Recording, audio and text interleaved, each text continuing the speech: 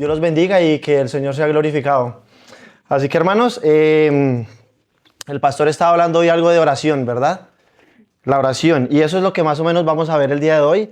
Vamos a ver por qué es tan importante la oración, por qué es tan importante glorificar a Dios mediante la oración y por qué Jesucristo es lo más importante que puede haber en nuestras vidas. Así que, hermanos, los invito a que abramos el libro de Timoteo, primero de Timoteo, capítulo 2, versículo del 1 al 8.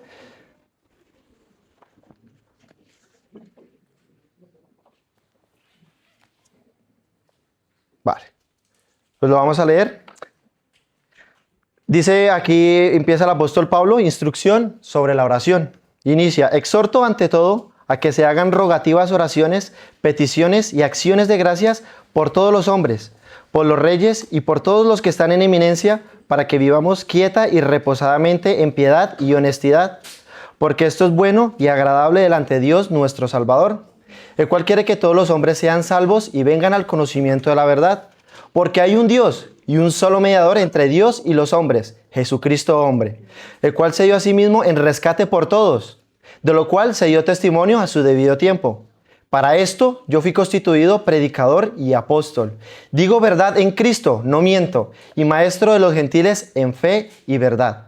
Quiero pues que los hombres oren en todo lugar, levantando manos santas, sin ira ni contienda. Bueno, hermanos, vamos a orar. Padre eterno celestial que estás en los cielos, glorificado sea tu nombre y gracias, Señor, por darnos la oportunidad de hoy estar aquí reunidos como iglesia, por darnos la oportunidad hoy de glorificar y exaltar tu nombre sobre lo más alto.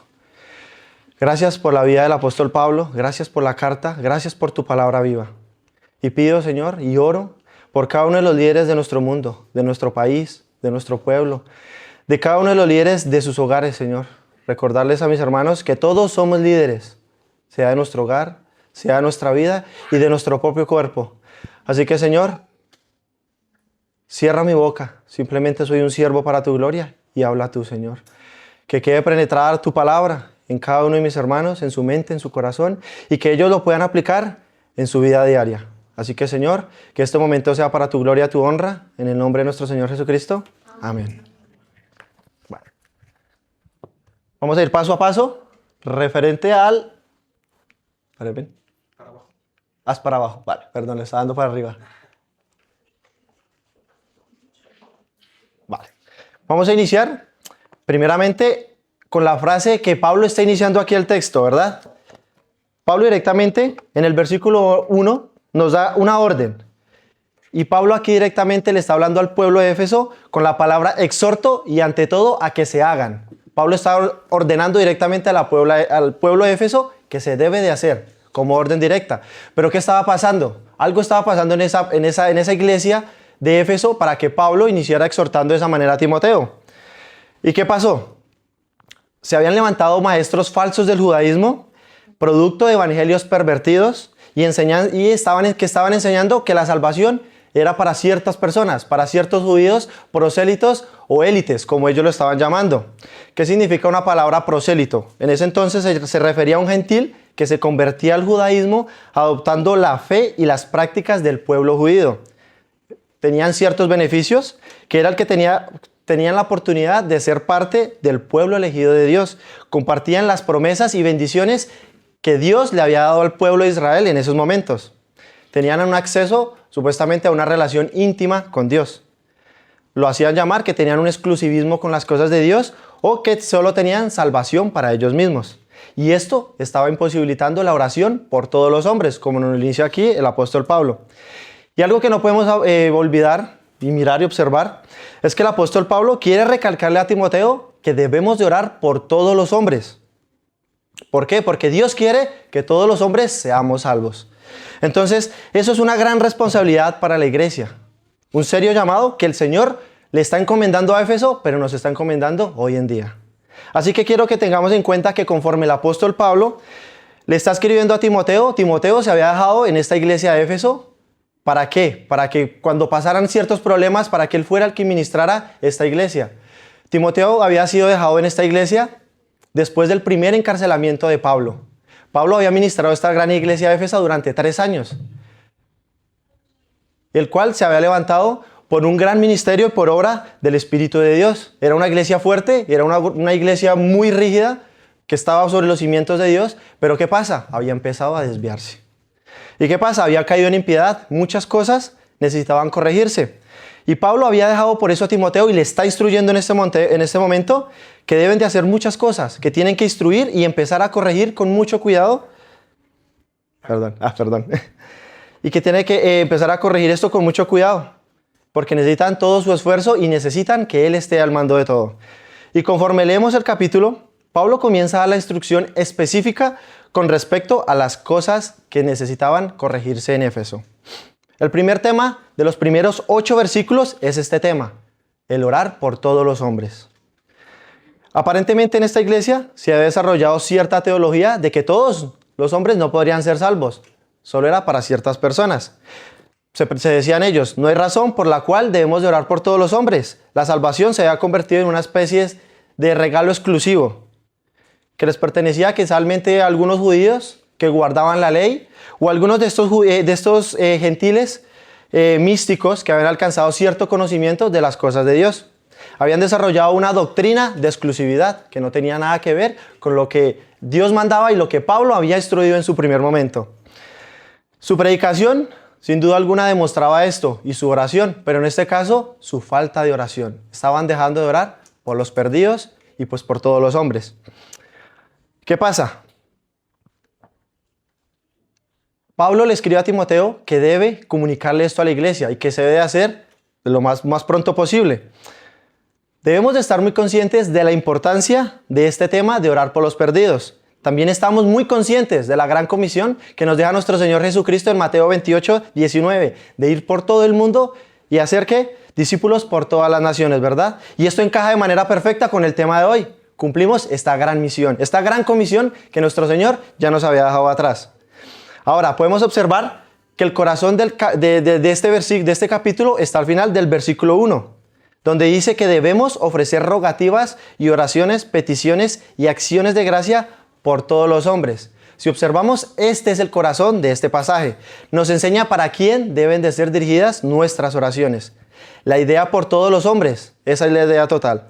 Entonces podemos decir que la prioridad número 1 es orar por todos los hombres y que todos necesitamos de la presencia de Dios, ya que fuera de Él no hay nada.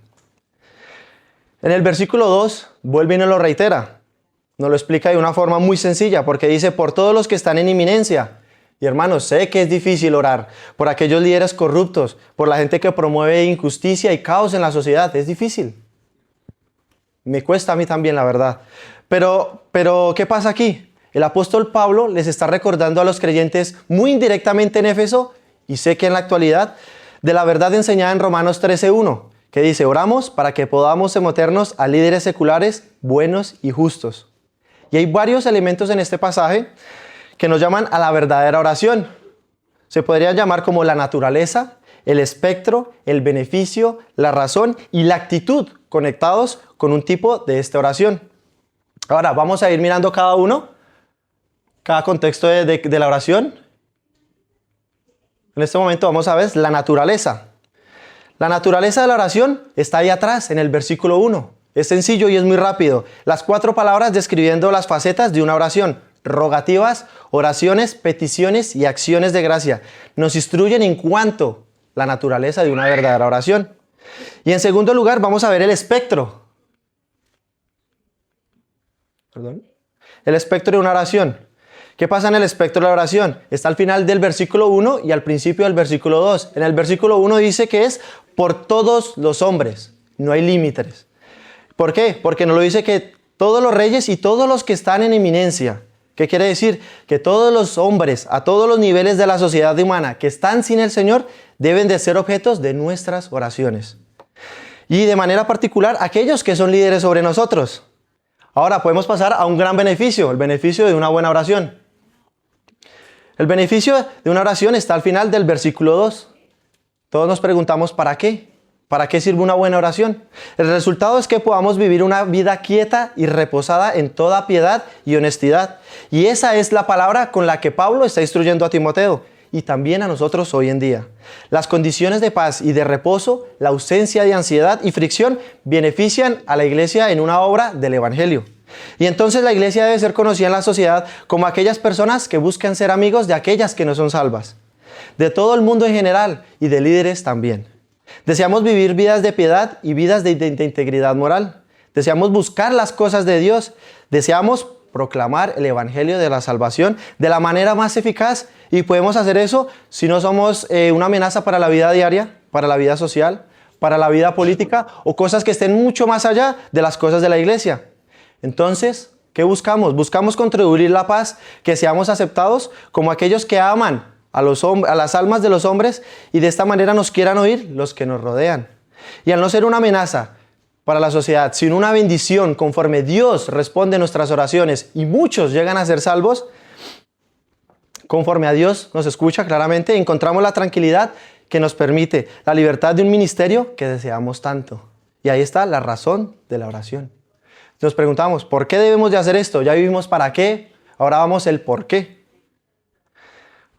Si entendemos que debemos de hacerlo por todos los hombres, lo entendemos claramente, ¿verdad? Aquí el apóstol Pablo nos lo está diciendo directamente. Pero si pasamos al versículo 3 y al versículo 4, ¿qué nos dice? Vamos a encontrar una lista de elementos dentro de la razón de la oración.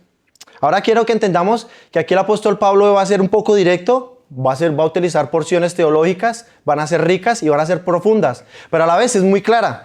Y quiere que sea obligatoria para nuestra conciencia.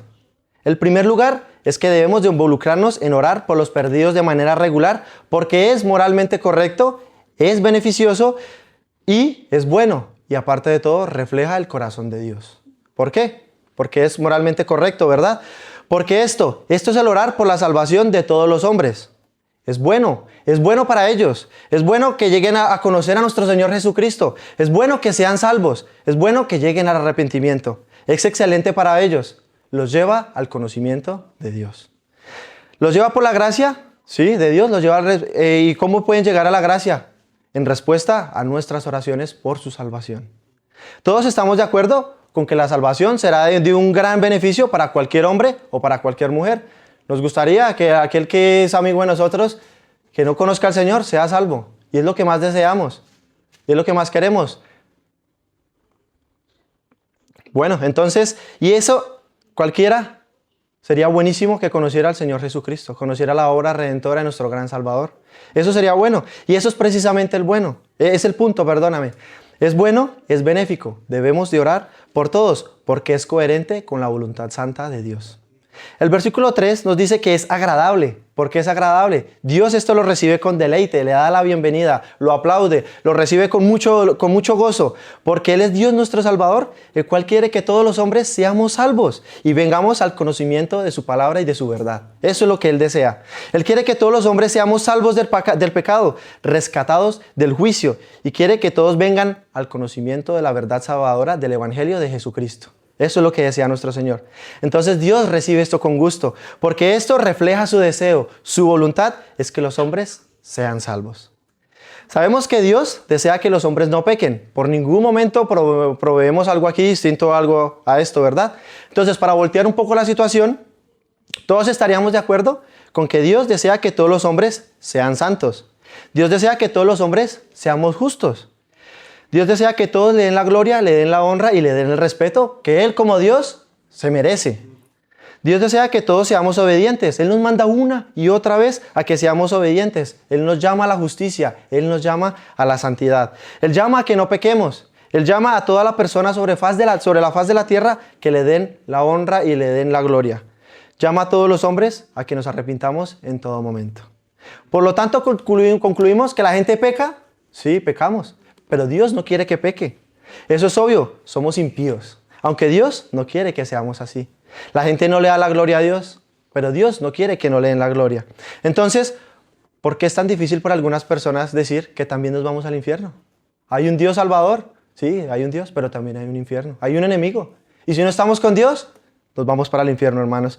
Pero Dios no quiere que pase esto. Dios nos quiere ser salvos. Y por eso está esto. Dios quiere que todos seamos salvos. Y este es el deseo de Dios. Y entonces, ¿qué debemos de hacer como iglesia? Como hermanos, debemos de orar por todos los hombres, porque esto es benéfico para todos los hombres ser salvos. ¿Estaríamos todos de acuerdo?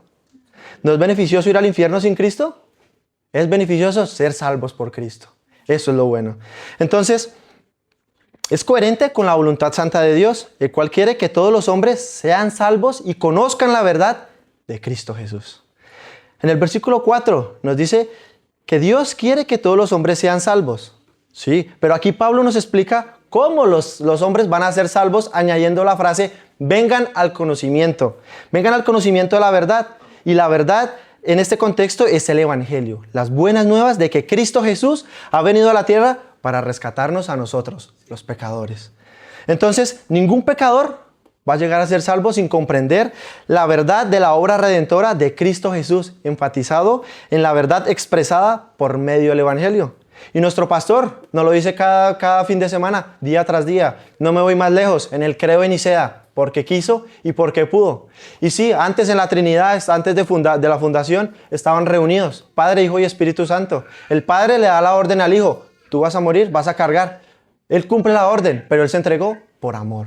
Él murió por ti y por mí, por amor. Entonces, exactamente la frase que quiere que todos los hombres sean salvos, se sucede cuando los hombres llegamos al conocimiento de la verdad del Evangelio que habla de la obra redentora de nuestro gran Salvador Jesucristo. Ahora, en tercer lugar, vamos a entrar en un argumento un poco más profundo por parte del apóstol Pablo. El tercer elemento, su razón por la oración, que refleja la naturaleza de Dios como un Dios. Y nos preguntaremos, ¿de Dios como un Dios? Si observamos el versículo 5, aquí va, perdón. Dice, porque hay un solo Dios o porque Dios es uno. Y no lo repite, solo hay un Dios, Dios es uno. En contraste a la idea popular que oímos de todo el mundo, del mundo de lo que nos vende hoy en día, todo el mundo tiene su Dios. Y realmente no importa cuál sea su Dios, siempre y cuando usted sea sincero. Hay un Dios para los musulmanes, hay un Dios para los judíos, hay un Dios para los budistas. Está el vivo que es el de nosotros, el cristiano. Y hay millones y millones de deidades e ídolos diseñados por el hombre, diseñados, porque solo hay uno. Pero las escrituras aquí nos dicen que eso no es verdad. Como nos lo dice 1 Corintios 8, un ídolo es cero, un ídolo es nada. Y hermano, si usted quiere pasar toda su vida adorando ese nada, va a ser su privilegio, pero eso se llama necedad. ¿Y por qué digo que es necedad? Porque Dios es uno, solo hay un Dios. Y en Isaías 44:6, Dios lo dijo de una manera más clara que podría ser dicho. Él se presenta como el primero y el postrero. Y nos lo dice, y fuera de mí no hay nada. Eso cubre todo, principio y fin. Lo que todos llamamos alfa y omega. Él lo es todo y solo es uno. Y esa es la razón por la que también podemos ver en Marcos 12, el capítulo 12, versículo del 29 al 31, que dice, oye Israel, el Señor tu Dios uno es, y por lo tanto amarás al Señor tu Dios con todo tu corazón, alma y mente y fuerza. ¿Por qué? ¿Puedes entregar toda tu mente, toda tu alma, toda tu mente, todo tu corazón a Dios? Sí, porque es que no hay nadie más a quien dársela. Solo hay uno. Entonces, solo hay uno. ¿Usted ama a ese Dios con toda la capacidad que tiene para amar y adorar? ¿Lo hacemos diariamente? Ahora, el punto de Pablo es que quiere reiterar que solo hay uno. ¿Y qué quiere decir con esto? Lo que quiere decir es que si hubieran muchos dioses, entonces también habrían muchos dioses, muchos caminos a la salvación, ¿verdad?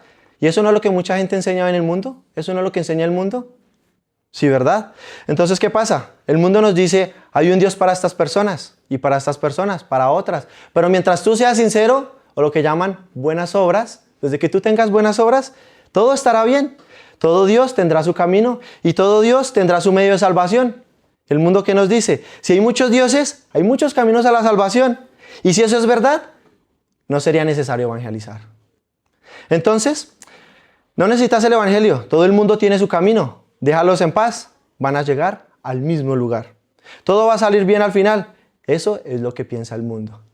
Pero gracias a Dios tenemos la palabra viva. Y aquí Pablo nos dice, debido a que hay un solo Dios y un único Dios salvador, entonces un Dios está en la misma relación con todos los hombres, en referencia a la salvación. Y si hay un Dios y ese Dios es el único que nos puede salvar y ese Dios quiere que todos los hombres seamos salvos, entonces Él es el Dios de todos en quien todos debemos creer si vamos a ser salvos. Bueno, por lo tanto, debemos de orar por todos los hombres. Debido al que el Dios de todos los hombres quiere que todos los hombres sean salvos. La oración por todos los hombres es coherente con su naturaleza. El cimiento de la universalidad del Evangelio se encuentra en la unidad de Dios y lo podemos observar en Romanos 3, conforme el apóstol Pablo comienza a describir el Evangelio en el versículo 29. Él dijo, ¿acaso Dios es el Dios de los judíos solamente? ¿No es también de las naciones? Sí, de las naciones también. ¿Ven que es un Dios? Solo hay un Dios. Por lo tanto, todos debemos de venir a ese mismo Dios. Por lo tanto, todos debemos de oír de la misma manera a este Dios. Y es la unidad de Dios que justifica el espectro universal del evangelismo. No hay más que un Dios, el Padre de quien son todas las cosas y nosotros en Él. Solo hay un Dios. Ahora escuchemos ese Dios que está en la misma relación con todos los hombres. Él es el único Dios. Y si los hombres van a ser salvos, vamos a ser salvos por ese único Dios. Y van a ser salvos a través de la relación con este único Dios. Y debido a que Dios desea que todos los hombres vengan a la salvación, entonces debemos de orar por todos los hombres. Entonces, debemos de orar de una manera evangelista porque es beneficioso, porque es coherente con la voluntad de Dios, refleja la naturaleza de Dios. En cuarto lugar,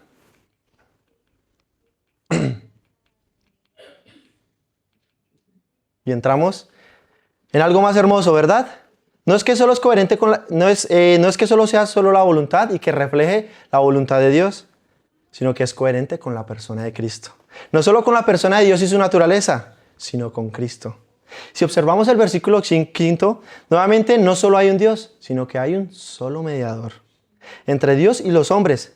Y aquí el texto, si lo pasamos de griego, dice hombre sin artículo, hombre Cristo Jesús. Y una mejor manera para poder expresar lo que el griego quiere decir en esa manera es, hay un Dios y un mediador entre Dios y hombre, Cristo Jesús, mismo hombre. Y aquí encontramos la coherencia con la persona de Cristo. ¿Cuántos mediadores hay? Uno. Entonces no podemos decir, bueno, hay muchos caminos a la salvación. No hay más. Él es la única manera de llegar a esa salvación. Y entonces regresamos a lo mismo, un Dios, un mediador, un camino de salvación. Por lo tanto, oramos por todo el mundo, porque Dios quiere que todo el mundo sea salvo. Y la única manera de que podemos ser salvos es a través de ese mediador, de ese único mediador a este único Dios. Y ese clamor es respondido en Cristo. Cristo se convierte en ese mesites, lo que significa uno que va entre, lo que llamamos el mediador. Es una persona que interviene entre dos con el propósito de restaurar la paz y la amistad o de rectificar un pacto. ¿Qué hace Jesucristo? Forma el nuevo pacto, ¿verdad? Hace una promesa, formar un acuerdo. Y solo hay un mediador.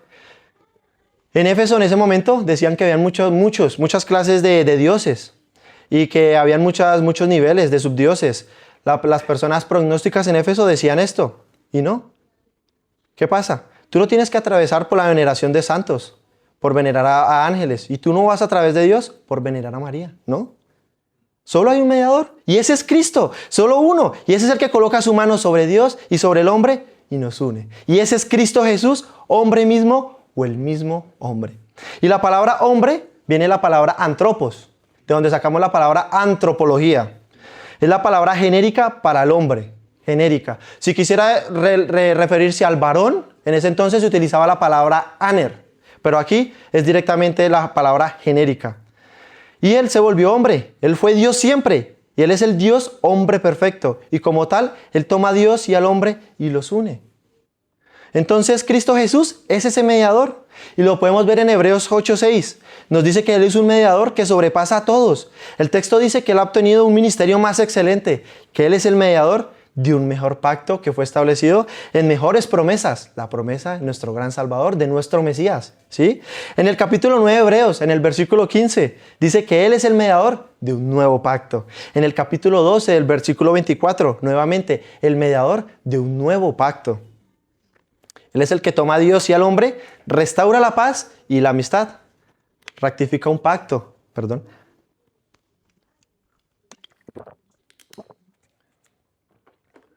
forma un acuerdo y edifica una relación entre Dios y el hombre. Él ha tomado su postura entre el Dios ofendido y el pecador ofensor, o sea, nosotros. Él ha mediado para unirnos. ¿Cuántos mediadores hay? Solo uno. Solo uno porque el que puede unir al hombre y a Dios. Y por lo tanto, pongamos atención. Jesucristo está en la relación con todos los hombres en la misma posición definitiva. Si solo hay un Dios, Él es el único que puede salvar. Si solo hay un mediador, Él es el único que puede llevarnos a ese Dios salvador.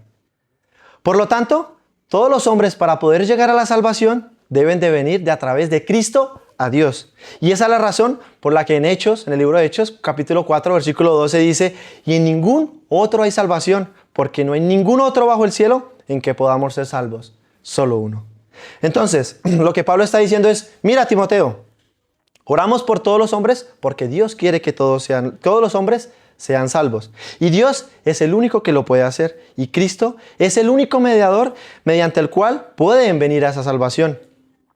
Todos los hombres tenemos al mismo Dios salvador y al mismo Dios mediador. Y de esta manera debemos orar por la salvación de todos los hombres, porque fuera de Cristo estamos condenados eternamente. Y esa es la razón por la que es un tema tan serio. En quinto lugar, al ver las razones por las que debemos de orar, no solo es coherente con la persona de Cristo,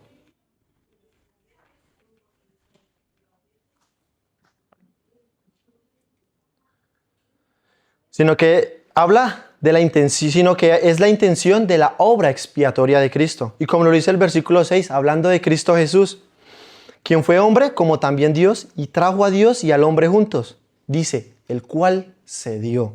Esa palabra está cargada de un contenido muy grande. Él se dio. Y lo podemos ver en Juan, capítulo 10, versículo 18. Jesús lo dijo: ninguno me quita la vida, sino que yo la pongo de mí mismo voluntariamente. Y nos preguntaremos, ¿el cual se dio? ¿El que dio una parte de él? Al ser Dios podía dar una parte, un brazo, una pierna, algo que era de él, algo que no le pertenecía. No, el texto aquí es todo. Y esa es la totalidad. Él se dio todo. Y Cristo Jesús de manera voluntaria se dio a sí mismo por rescate a todos. Y yo les tengo un ejemplo. Es como si un padre recibiera una nota de un hijo secuestrado. Y la nota demandara que él fuera así que se convirtiera en la persona secuestrada por la libertad de su hijo amado. Y sí, eso hace Cristo. Se vuelve la víctima para que podamos ser libres. Entonces, es más que la palabra simple rescate, el cual significa el precio pagado por un esclavo. Es la idea de un intercambio.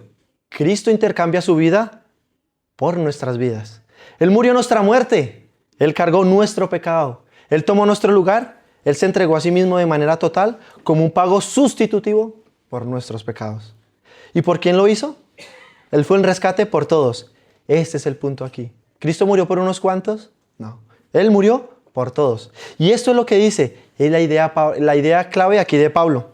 Y aquí, por cierto, no tiene la intención de dar un tratado complejo de la teología de la expiación. Él aquí nos está tratando de enfatizar todo lo que podría ser dicho acerca del rescate sustitutivo de Jesucristo, porque bien lo podría hacer, pero él lo quiere dejar claro, y su punto aquí es todos.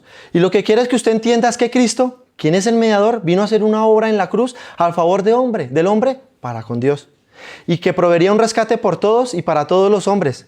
La idea es la afirmación de que debemos de tomar el evangelio de Jesucristo y llevarlo a todos los hombres, y debemos apoyar esto con la oración, un elemento esencial en el cumplimiento de nuestra gran misión.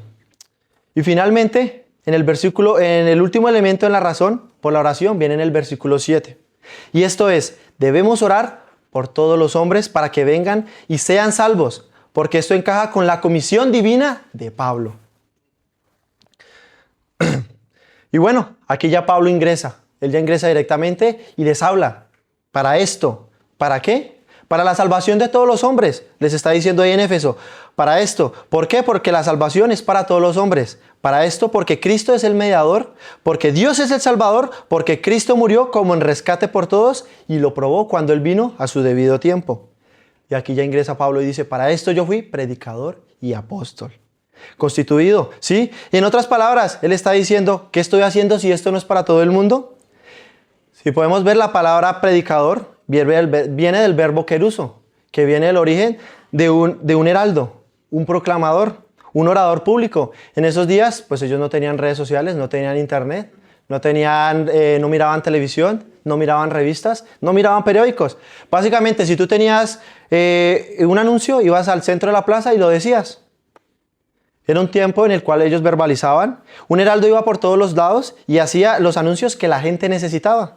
Y la comunicación era muy abierta. La gente predicaba de manera abierta y enseñaban públicamente. Los filósofos también hablaban y las opiniones se presentaban de manera pública. Y Pablo se había convertido en uno de esos predicadores al aire libre, en uno de esos heraldos públicos proclamando el evangelio de Cristo. Y lo que él está diciendo es esto, les está diciendo, ¿por qué? Porque fui ordenado por Dios para salir y proclamar públicamente el evangelio, y que si fuera llamado, que si fuera limitado, se estaría en contra de mi llamado. Y después de esto no solo fui llamado a ser un heraldo, sino también un apóstol. ¿Y qué significa la palabra apóstol?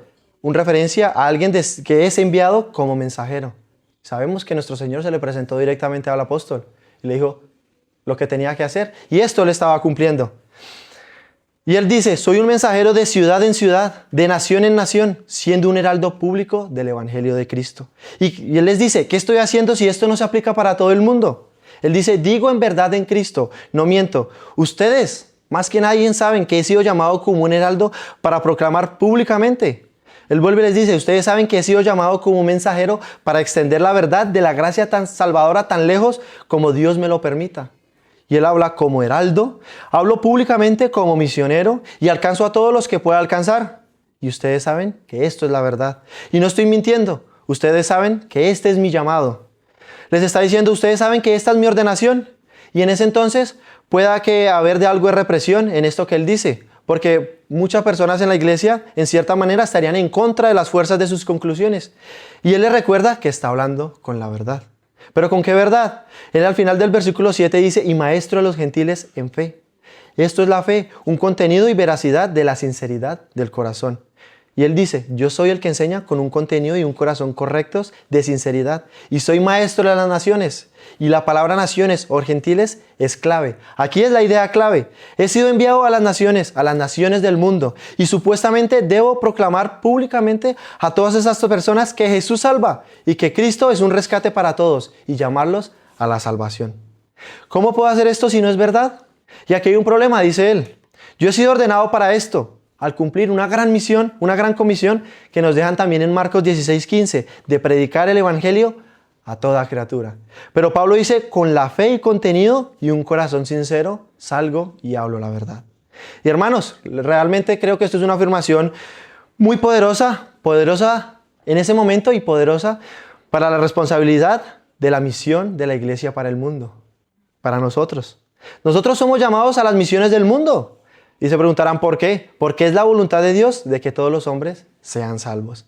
¿Por qué? Porque solo hay un Dios para todos ellos y hay solo un mediador, quien murió por todos ellos, y somos llamados como predicadores y misioneros a alcanzarlos a todos ellos. Y es un argumento muy poderoso para la proclamación universal del Evangelio Salvador de Jesucristo.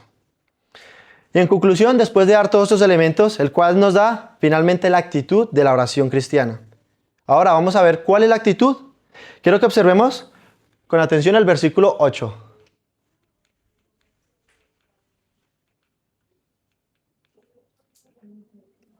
El versículo 8 dice, hay un pues, y el pastor nos lo ha explicado muchas veces. Cada vez que aparecen estas palabras, o son para cortar la idea, para cambiar el mensaje. Pero ¿qué pasa? Este pues encaja con todos los 7 versículos anteriores.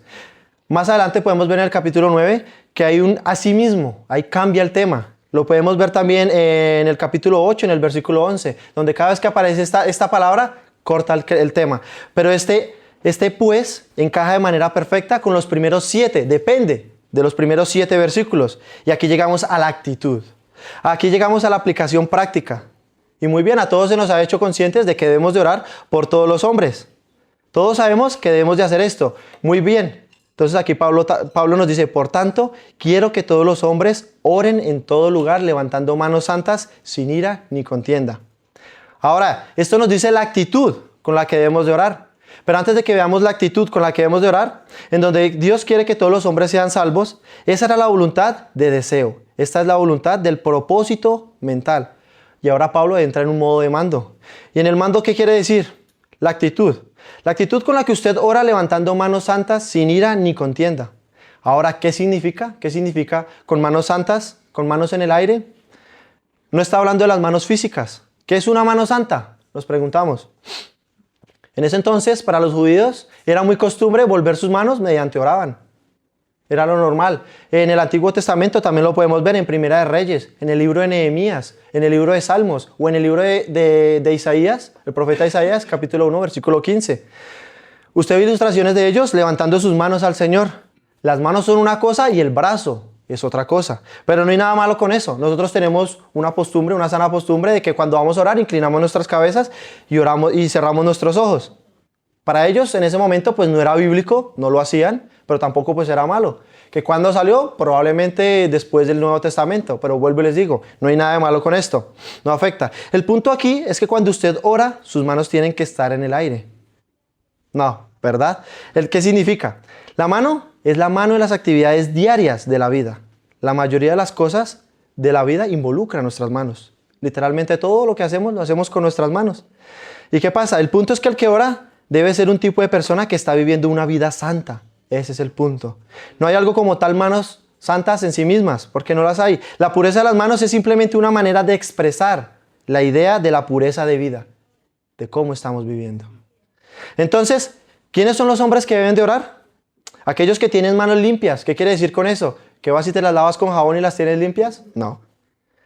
Las manos limpias en ese sentido es una vida pura y un corazón puro, como nos lo dice el Salmo 24. Manos santas y sin ira y sin contienda. Y la sin ira ni contienda se refiere a la actitud interna.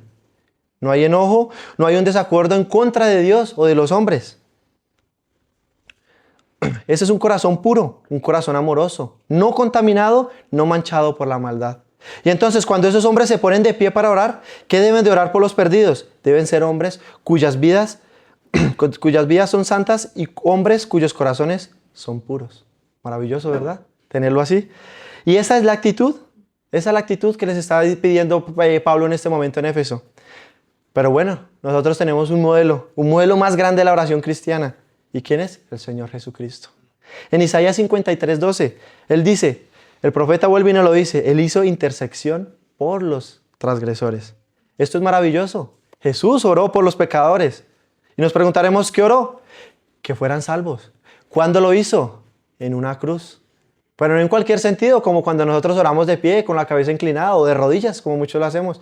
Él murió clavado en una cruz, estaba en una cruz, cuando dijo, Padre, perdónalos. Sufriendo cualquier dolor humanamente posible, desangrando, lastimado, burlado, cargando nuestros pecados, cargando la ira de nuestro Señor. Y Él que dijo, Padre, perdónalos. ¿Y qué quiso decir con esto? Sálvalos, perdónalos, llévalos al arrepentimiento. Usted se preguntará, ¿acaso Dios respondió esa oración? ¿Lo hizo? ¿El Padre respondió la oración de su Hijo amado? Lo podemos ver en el Pentecostés. ¿Cuántas personas habían en ese día? 3,000, ¿verdad? Unos cuantos días más, ya sobrepasaban los 5,000. Y si miramos unos capítulos más adelante, sobrepasaban las 20,000 personas. Entonces nos preguntaremos, ¿la oración fue respondida? Así fue. Jesús oró por los transgresores y su oración fue, Padre, perdónalos. Y el Padre lo perdonó en respuesta a la oración de su Hijo. Él es nuestro modelo. Y yo les pregunto a ustedes, ¿me la hago a mí mismo? ¿Oramos de esa misma manera? Entonces, hermanos, ya para no molestarlos un poco más, vamos a llegar a la conclusión y a la aplicación, ¿verdad? Así como Pablo, el apóstol Pablo estaba exhortando a Timoteo, a su discípulo amado, a su hijo amado, como él le decía, aparte de exhortarlo, él lo estaba animando. Él lo estaba animando porque pues, se estaba cayendo a la iglesia que con tanto esfuerzo había levantado Pablo con la ayuda de Dios. Y pues sabemos que debe ser difícil. Nuestro pastor nos puede decir que llevar una iglesia es muy difícil. Y eso le estaba pasando a Timoteo. Él lo estaba animando. Y Pablo, aparte de que le estaba dando la orden, lo estaba exhortando, él lo estaba animando. Y con eso quiero concluir hoy, hermanos, en animarlos. En animarlos porque sabemos que no tenemos líderes buenos. Lo sabemos. Pero oremos para que algún día el Señor levante a uno de sus siervos y que pueda estar al frente de este país, del mundo, de nuestros países de origen. Pero también podemos orar para que nuestro gran Salvador Jesucristo venga pronto. Y donde quiero llegar a todo esto,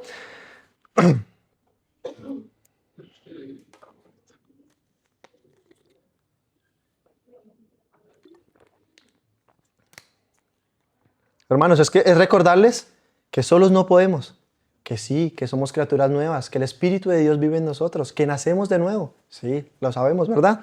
Pero la carne sigue ahí y estaremos tentados a fallar, a pecar una y otra vez. Y sí, sabemos que Dios nos perdona.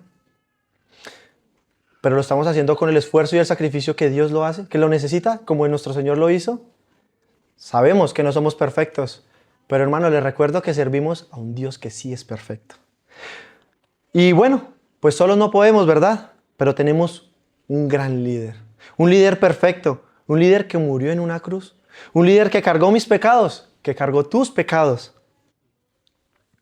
Sabemos que Él vino al mundo para enseñarnos cómo vivir piadosamente. También sabemos que Él fue 100% Dios y 100% hombre. Consideremos el camino que Jesús siguió. ¿Y qué hizo Él? Por amor, vino a ocuparse de hombres y mujeres que estábamos lejos de Dios. Al nacer, lo podemos observar, Jesús recibe nombres preciosos. Jesús, ¿qué significaba? Dios el Salvador. Emmanuel, Dios con nosotros. Pero esto muestra y manifiesta el deseo de Dios de habitar con nosotros. Pero también a la vez nos muestra la necesidad de tener un Salvador que nos lleve a su presencia. Y sería imposible tener a Dios con nosotros si no fuéramos liberados por nuestros pecados en la fe, ¿verdad? La vida de Jesucristo ofrecida en la cruz satisfizo la justicia de Dios. Pero su resurrección muestra la satisfacción de Dios. Y hoy viene a ti gratis. Y te preguntarás, ¿por qué gratis? ¿Sí? Jesús tomó sobre sus hombros toda la locura y desobediencia de nosotros y sufrió el castigo de Dios. Porque nosotros somos los que tenemos que estar en esa cruz. Pero Jesucristo, por amor, intercambia nuestros lugares. Y Él cargó con todo esto. Cargó con toda la ira de Dios. ¿Sí? Pero por la fe el creyente recibe una nueva vida y la paz con Dios. Y es verdad que al ser creyentes no se nos va el dolor, no se nos van los problemas. Sufrimos hasta un poco más que el resto de la gente, ¿verdad? Pero con Él conocemos la verdadera palabra del significado de amor, que podemos ser felices. Que el pastor nos dice que tenemos un cuarto en nuestra mente. Él abre esa puerta y nos dice, yo estoy contigo. ¿Verdad? Entonces, ¿qué te puedo decir yo? Me acuerdo mucho cuando empecé a leer la palabra. Yo sé que Ricardo a más de uno se los dijo. Les decía, lee tu Biblia 15 minutos. Yo le decía, para mí es imposible leer la palabra, me quedo dormido, no me gusta. Él me decía, cronómetralo, 15 minutos. Y verás que Dios hará el resto. Y me funcionó. Primero empecé con 15 minutos, no sé, yo creo que 2 meses. Después pasaban medias horas, después pasaba un día entero queriendo conocer y ver por qué Cristo hizo por eso, conocer a mi gran Salvador. ¿Y por qué te digo que lees tu Biblia? Porque está inspirada por Dios y nos muestra el único medio de ser salvos, el cual nos afirma una y otra vez que en ningún otro lugar hay salvación, sino solamente en Cristo Jesús. Noé tuvo su arca para su familia, ¿verdad? Él es nuestra arca. Él es nuestro salvavidas. Todos hemos ofendido a Dios, por lo tanto, todos debemos reconciliarnos con Él. Dios nos perdona y nos da la vida eterna para poder aceptar a Cristo como su Salvador y Señor. Es necesario y reconozcamos que somos pecadores.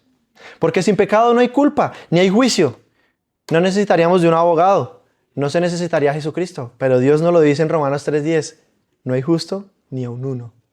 Y para ocultar esa realidad nosotros, la humanidad, lo ha intentado todo. Religiones, costumbres, ritos, leyes, lo que llamamos hoy en día buenas obras para mejorarnos. Pero ninguno de estos intentos pudo regenerar al ser humano ni resolver el hombre del pecado. Solo el amor y la gracia de Dios tiene la solución. La solución es el sacrificio del Hijo en la cruz. Jesús elimina esa barrera que hay entre el Dios y la humanidad. Dios recibe a todos los que aceptan a Jesús como su Salvador y Señor. Y yo te pregunto, pueda que lleves aquí meses, años, semanas, sea la primera vez que escuchas al Señor. Yo te preguntaré a ti, ¿lo has aceptado ya? ¿Tú estás esperando una señal? ¿O estás esperando, no sé, una razón, un WhatsApp que te llegue de Dios? Ven, te voy a salvar. No. Yo te digo a ti hoy que Él te llama. Y que no esperes para mañana, porque puede ser demasiado tarde. Pon tu confianza hoy en Él. Vive por Él, conócele. Y su Espíritu hará el resto, para su honra y su gloria. Y hermanos, no nos olvidemos de orar. Oremos en todo lugar y en todo momento, que Dios nos escuchará. Vamos a orar. Padre Celestial, te damos gracias por tu palabra, gracias por tu misericordia, gracias por nuestro gran Salvador. Hoy queremos glorificarlo a Él. Que toda la gloria, que todo lo medio bueno que tengamos sea para glorificarlo. Sabemos que en la cruz lo único que pudimos hacer fue clavarlo. Fue ayudar a estos hombres a clavarlo en esa cruz. Así que, Señor, perdónanos. Como iglesia, te pido que nos ayudes a estar más en tu presencia. Que nos guíes, Señor. Que guíes a los líderes de esta iglesia, a los líderes del mundo. Porque sabemos que tenemos que someternos, pero, Señor, guía a mis hermanos. Guía a mis hermanos para que tengan un corazón de arrepentimiento genuino. A que puedan liderar sus hogares, a que puedan liderar sus casas. Y que aquellos que aún no han puesto su confianza en Jesucristo, que hoy toque sus corazones, Padre amado. Guíalos para que conozcan la gran noticia de nuestro gran Salvador, Jesucristo. Guíanos en esta nueva semana. Guíanos para poder hacer tu voluntad, Señor. Te lo agradecemos y te lo ponemos en manos de nuestro gran Salvador, Jesucristo. Amén. Dios los bendiga, hermanos. Muchas gracias.